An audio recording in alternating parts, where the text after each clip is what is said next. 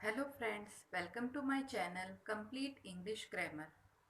Last video में हमने tense देखे थे, उसके टाइप्स देखे थे और प्रेजेंट इंडेफिनिट के बारे में भी देखा था।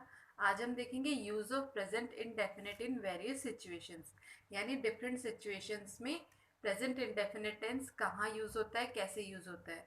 ओके, तो सबसे पहले है इटर्नल ट्रूथ्स में, यानी जितने भी इटर्नल ट्रूथ होते हैं, यूनिवर्सल ट्रूथ जितने भी होते हैं, उन सब में हमेशा प्रेजेंट इंडेफिनिट टेंस ही यूज़ किया जाता है। जैसे एग्जाम्पल देखेंगे, the sun rises in the east, birds fly.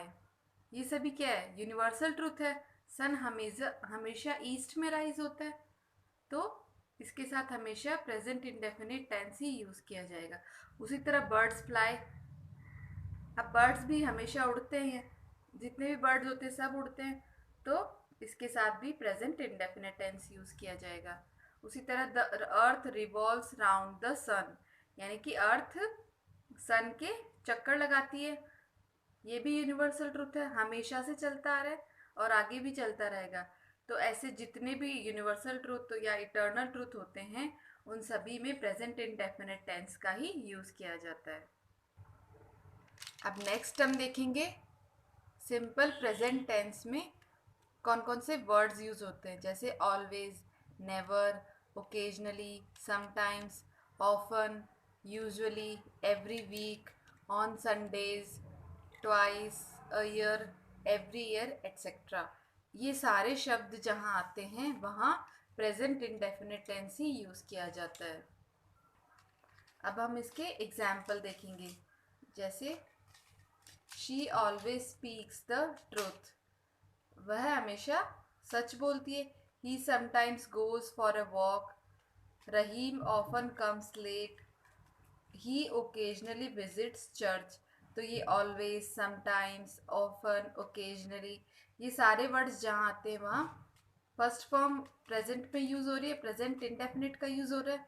इसलिए जितने भी ऐसे वर्ड है, always, never, occasionally, sometime, often, usually, every week, on Sundays, twice a year, every week, every month, कुछ भी हो, ये सारे वर्ड जहाँ आते हैं वहाँ प्रेजेंट इंडेफिनिट टेंस का ही यूज़ किया जाता है।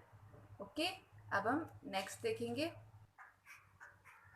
कोटेशन एवं किसी के कथन को प्रेजेंट टेंस सिंपल में लिखा जाता है, यानी कि जो भी कोटेशन होती है या किसी का कथन, यानी कि किसी ने कुछ बोला है, कोई लाइन ऐसी बोली है, तो उसको जब लिखा जाता है तो वो सिंपल प्रेजेंट में ही लिखा जाता है। जैसे Shakespeare says, neither a borrower nor a lender be. Okay, फिर our teacher says, the sun rises in the east.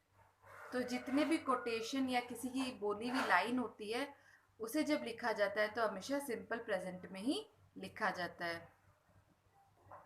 फिर नेक्स्ट है टीवी एवं रेडियो पर कमेंट्रीज में सिंपल प्रेजेंट टेंस का ही यूज़ किया जाता है। जब भी टीवी या रेडियो पर कमेंट्री की जाती है तो उसमें जो टेंस यूज़ किया जाता है वो होता है simple present tense. Raju passes the ball, Saluja, who heads it, passes the goalkeeper and scores. Okay, तो यहाँ passes the ball, heads, passes आया, फिर scores आया, ये सब क्या है? ये प्रेजेंट इंडेफिनिट टेंस ही है। तो रेडियो और टीवी पर जब कमेंट्री की जाती है तो सिंपल प्रेजेंट टेंस का ही यूज़ किया जाता है। ओके, फिर नेक्स्ट देखेंगे, न्यूज़पेपर्स की हेडलाइंस में भी सिंपल प्रेजेंट का ही यूज़ किया जाता है। जब भी न्यूज़पेपर आते हैं, इंग्लिश न्यूज़पेपर, उनमें जो भी हेडलाइंस होती है वो कैसे होती है? Cricket match draws, peace talks fail, thief escapes. इनमें कुछ नहीं होता, सिंपल प्रेजेंट टेंस का ही यूज़ किया जाता है और डायरेक्ट लाइन बोली जाती है, कोई हेल्पिंग वर्ब नहीं होती और भी कुछ नहीं होता। सिर्फ cricket match draws, peace talks fail, सीधी लाइंस बोली जाती है, यानी प्रेजेंट सिंपल का ही यूज़ किया जाता है। उसके बाद नेक्स्ट है हमारा प्रेजेंट कंटिन्यूस टेंस। तो यहाँ तक हमारा सिंपल प्रेजेंट टेंस खत्म होता है। अब हमारा प्रेजेंट कंटिन्यूस टेंस शुरू होता है। सबसे पहले हम प्रेजेंट के चारों पार्ट करेंगे। जैसे प्रेजेंट इंडेफिनिट हो गया, अब हम करेंगे प्रेजेंट कंटिन्यूस, उसके बाद प्रेजेंट परफेक्ट, फिर प्रेजेंट परफेक्ट कंटिन्यूस, उसके बाद हम पास्ट के चारों टेंस करेंगे, इससे हमारे लिए समझने में इजी रहेगा। ओके, तो प्रेजेंट कंटिन्यूअस टेंस को प्रेजेंट प्रोग्रेसिव और प्रेजेंट इम्परफेक्ट भी कहा जाता है। प्रेजेंट कंटिन्यूअस टेंस को प्रेजेंट प्रोग्रेसिव, प्रोग्रेसिव किस लिए कहा जाता है, क्योंकि कंटिन्यूअस प्रोग्रेसिव ये सिमिलर वर्ड्स है, यानी कि जो कार्य वर्तमान में चल रहा है, जो प्रेजेंट में चल रहा है, ऐसे जब सेंटेंस होते हैं तो उन्हें प्रेजेंट कंटिन्यूअस टेंस में ही रखा जाता है। जैसे इसके कुछ एग्जाम्पल देखेंगे कि कौन से टेंस होते हैं। I am teaching, he is reading, the students are fighting, you are writing. तो इसमें सभी में आईएनजी आया है, हेल्पिंग वर्ब आई है। तो ऐसे यानी कि मैं पढ़ा रहा हूँ, वह पढ़ रहा है, स्टूडेंट्स यानी कि विद्यार्थी लड़ रहे हैं, तुम लिख रहे हो। ऐसे जितने भी सेंटेंस होते हैं जो वर्तमान में चल रहे हैं, जो प्रोग्रेस कर रहे हैं, ऐसे सेंटेंस प्रेजेंट कंटिन्यूअस में आते हैं। उनमें हिंदी में जब बोला जाता है तो रहा है, रही है, रहे हैं। ओके, जब इनका हिंदी में ट्रांसलेशन किया जाएगा तो सबके लास्ट में क्या आएगा, रहा है, रही है और रहे हैं। अब हम इसका सेंटेंस स्ट्रक्चर देखेंगे।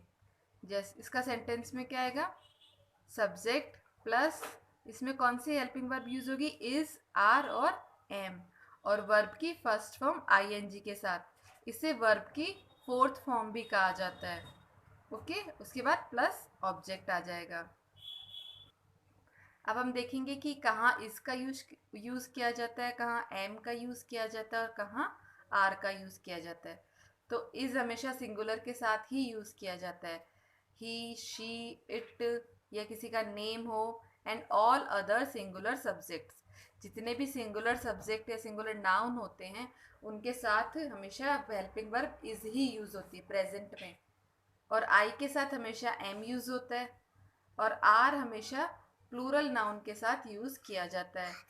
We, you, they and all plural subject, जितने भी प्लूरल सब्जेक्ट होते हैं उनके साथ हमेशा आर का ही यूज किया जाता है। ओके, अब हम देखेंगे कि इंट्रोगेटिव और नेगेटिव सेंटेंस में हमारा जो सेंटेंस स्ट्रक्चर है वो क्या होता है। जैसे नेगेटिव में क्या होगा, सब्जेक्ट प्लस हेल्पिंग वर्ब वही रहेगी, is, are, am, plus ING form आएगी वर्ब की, plus not, plus object. Okay, फिर इंट्रोगेटिव में इज, आर, एम पहले आएगा, उसके बाद subject plus V I N G यानी कि वर्ब की first form plus I N G, या फिर वर्ब की फोर्थ फॉर्म भी बोलते हैं इसे, प्लस ऑब्जेक्ट आ जाएगा।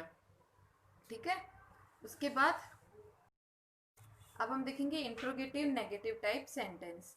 उसमें is, are, am helping verb पहले आ जाएंगे, फिर subject plus not plus verb की फोर्थ फॉर्म प्लस ऑब्जेक्ट।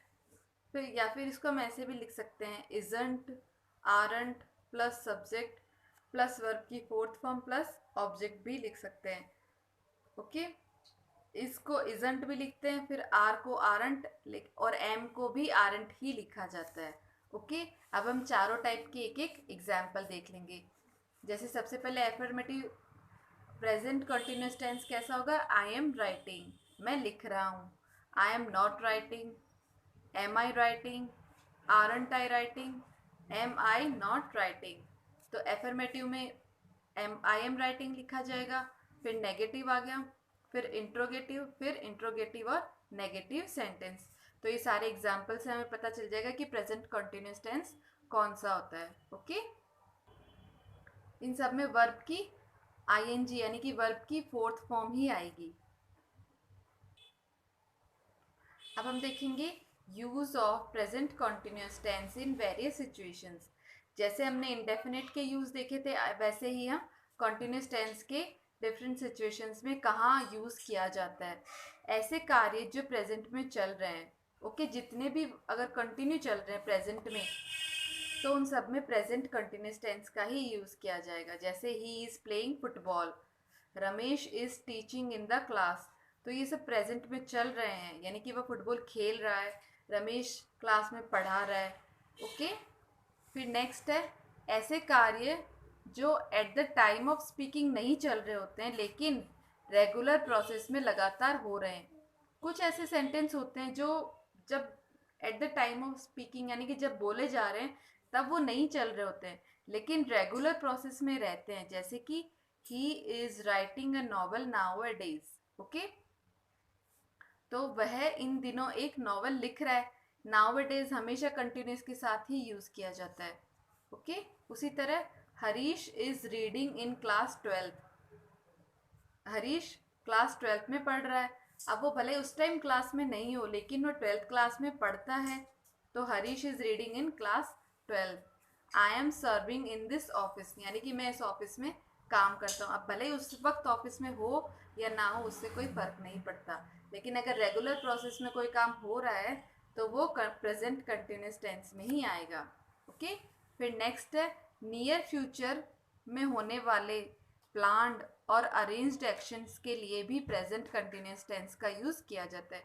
यानी कि फिलहाल प्रोसेस में नहीं है, लेकिन आने वाले समय में होने वाले हैं, और प्लान है, पहले से ही पता है कि क्या होने वाला है। कुछ अरेंज्ड एक्शन होते हैं, कुछ प्लानिंग्स होती है, तो उनमें जब वो सेंटेंस जब लिखे जाते हैं तब प्रेजेंट कंटिन्यूस टेंस का ही यूज़ किया जाता है।